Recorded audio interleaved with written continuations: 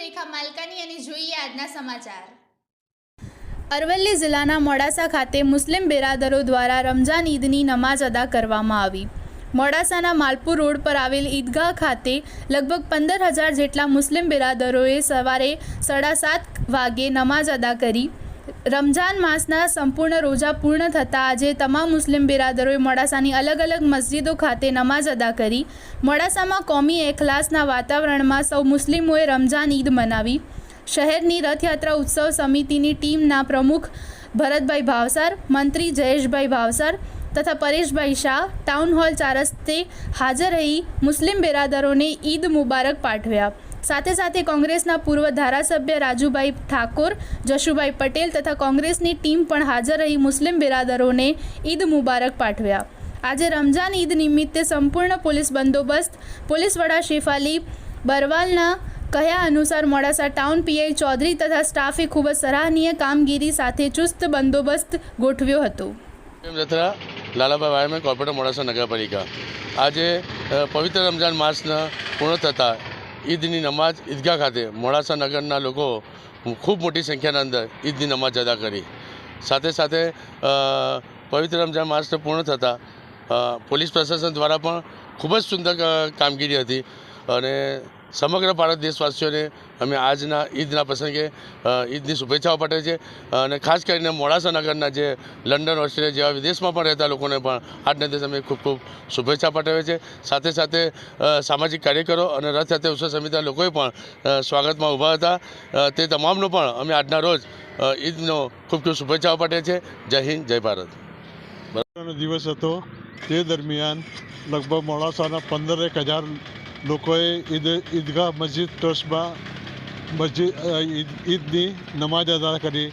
હું ફખરુદ્દીન કાઝી આ તમામ બિરાદરોનો દિલથી શુક્રિયા અદા કરું છું અને મોડાસાના તમામ લોકોનો આભાર માનું છું અને તમામ લોકોનો એ જ વિનંતી કરું છું આપણા ગામનો વિકાસ થાય, આપણા જિલ્લાનો વિકાસ થાય એ બાબતે તમામ સક્રિય રહે, આ બાબતે એકતા બતાવે એવી હું ખાસ વિનંતી કરું છું અને દેશની ઉન્નતિ થાય એ માટે આપણો દેશ આગળ વધે એ માટે દિલે જાનથી અમે કુરબાની આપવા પણ તૈયાર છીએ।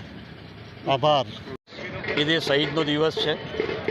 ઈદ ઉલ ફિત્ર અલ્લાહ તાલા દ્વારા તેમના અનુયાયીઓ જે રમઝાન માસમાં જે રોજા રાખ્યા છે, રોજા એ ભૂખ કે પ્યાસ માટેના રોજા નથી હોતા, બલિદાન અને ત્યાગ અને લોકોની ભાવનાઓને સમજીને પોતાની જે આંતરિક ઈચ્છાઓ હોય છે એ ઈચ્છાઓને નિયંત્રણ કરવી અને જેને સૃષ્ટિનું સર્જન કર્યું છે તેમની સાથે આત્મસાત કરવો અને આજની આ ઈદ ઉલ ફિત્રની નિમિત્તે હું તમામ ગુજરાતના અને ભારતના લોકોને ઈદ ઉલ ફિત્રની મુબારકબાદી આપું છું અને ભારતમાં જે પરિસ્થિતિનું નિર્માણ થયું છે, ગંગા જમનાર તહેજીબને મજબૂત બનાવવા અને લોકોમાં મોહબ્બતનો પ્રમાણ વધે, નફરતનું બજાર ઓછું થાય અને અલ્લાહ તાલાથી ઈશ્વરથી દુઆ કરું કે અમારું ભારત જે સોનાના ચીડિયા કહેવાતું હતું એ ફરીથી સોનાનું ચીડિયા બને તેવી જ આજના દિવસે હું દુઆ કરું છું। પૂરા ભારતમાં રમઝાન માસ પૂરો થતાં ઈદ ઉલ ફિત્ર નિમિત્તે સર્વ મુસલમાન ભાઈઓ અને આ દેશના નાગરિકોને ઈદની મુબારક।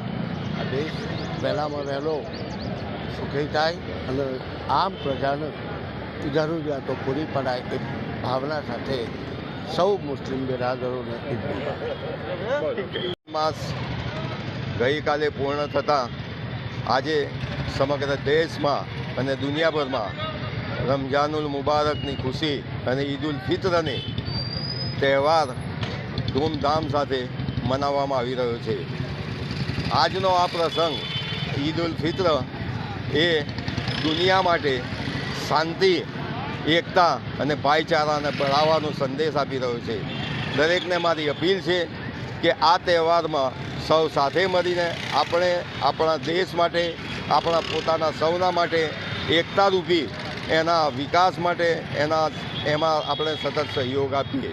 આપ સૌને આજે ઈદની તમામને ખૂબ ખૂબ શુભેચ્છાઓ અને ઈદ મુબારક. પવિત્ર મહિનો પૂર્ણ થતાં ઈદ ઉલ ફિત્રની નમાઝ અદા કરવા માટે ઈદગાહમાં સૌ એકત્ર થયા. તે બદલ પોલીસ બંદોબસ્ત અને પબ્લિકનો પણ સારો એવો સહકાર હતો, જેનાથી લોકોએ સારી રીતે ઈદની નમાઝ અદા કરી અને ભાઈચારાની એક મિસાલ પેશ કરી છે. આ મોડાસા શહેરમાં ખૂબ સરાહનીય છે અને સૌને મારા તરફથી ઈદ મુબારક. મુનીર ખોખર, મોડાસા.